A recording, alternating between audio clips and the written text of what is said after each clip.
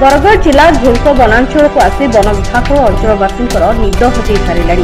प्रथमे अंचल धान फसल पनीपरिया नष्ट कलापर एवं हाथीपल मातिले।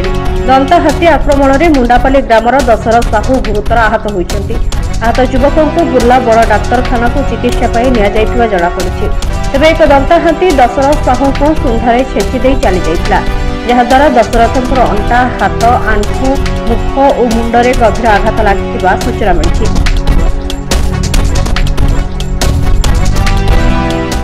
शंकर दास मा मुंडा ये हाथी आसी बोली समस्ते आखे पाखे भी पले आसुचन जंगली हाथी देखबार लगी आ जस्ट मुड़ापाली पिला माने अनेक माने अंचल भी पले आउचन।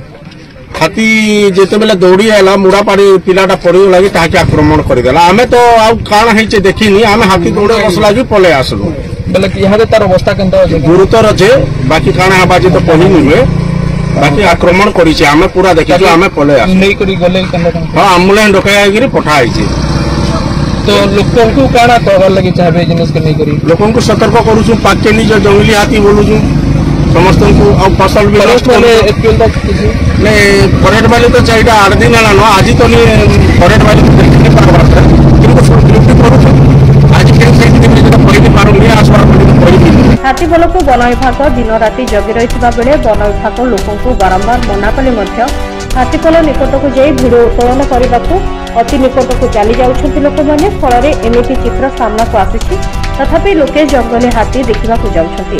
बरगढ़ रजनीकांत साहू को रिपोर्ट सबुदिन टीवी।